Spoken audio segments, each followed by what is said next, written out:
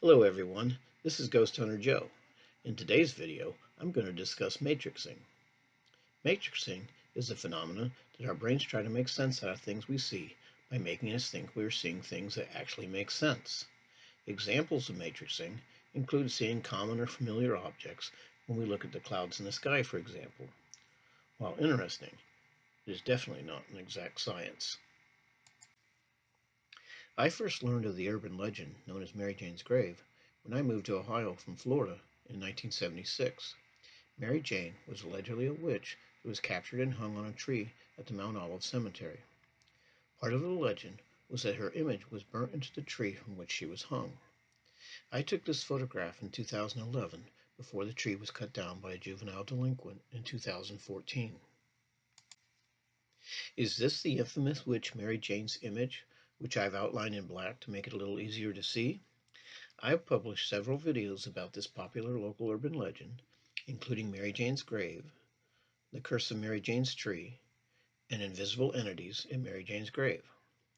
Invisible Entities has been my most viewed video for the past 3 years with almost 1,000 views, despite my removing it from public viewing less than a month after it was published. The Curse of Mary Jane's Tree is my second most popular video. Viewer discretion due to mature content is advised.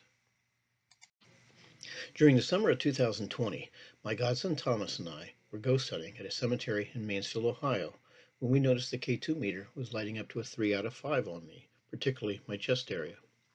Thomas took this photograph to document the strange occurrence, as I removed my shirt to demonstrate I did not have anything under it that would be making the detector go off.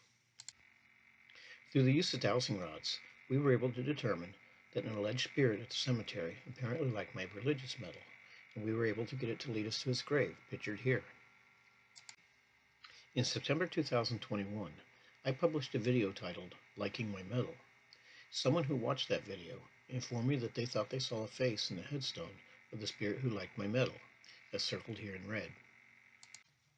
It's a little easier to see once I outline it in black.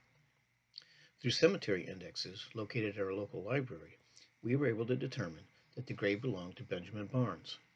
Could this have been Mr. Barnes revealing himself to us that night back in 2020? I wish there was a way I could obtain a photograph of Mr. Barnes and compare it with this image and see if he actually looked anything like this. And for the record, the viewer may find it interesting that I have since returned to the cemetery on several occasions and have photographed this headstone, but have never been able to recapture this image. But just to demonstrate how matrixing and our brains work, let's take another look at this same image. Can you see a lioness with its mouth open? If you look hard enough, you should be able to see it, especially after I outline it in black. Those of you who are followers of my YouTube channel should already know that my mother and father did not marry, and I never met my father, who died over 50 years ago when I was 12 years old and living in Florida.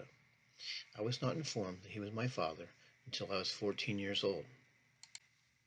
I have met my cousin Josephina, and one day we discussed how the newspaper article that reported my father's death was not very clear as to the location where my father had crashed and died, and how I'd like to someday see it.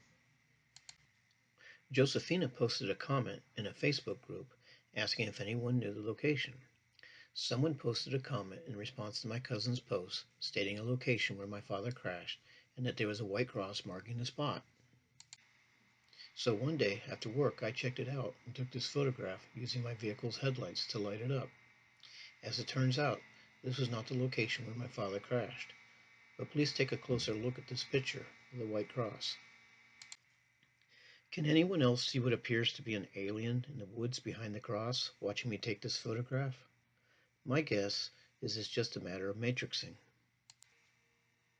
I have plenty of experience with nighttime driving and seeing the reflection of my headlights in the eyes of critters who cross my path.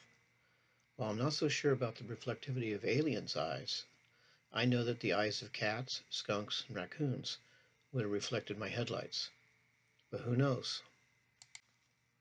In May of 2023, I visited the grave of my kindergarten through 5th grade best friend, Eddie, who died in May of 1979, just shy of his 19th birthday.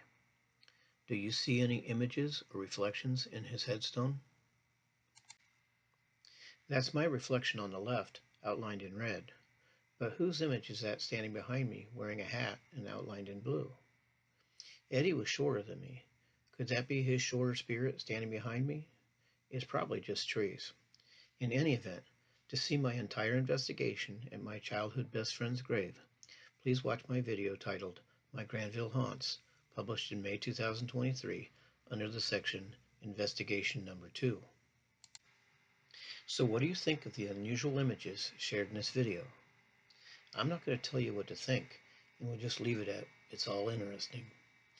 And this is Ghost Hunter Joe saying see you next time, and I hope you enjoyed this video.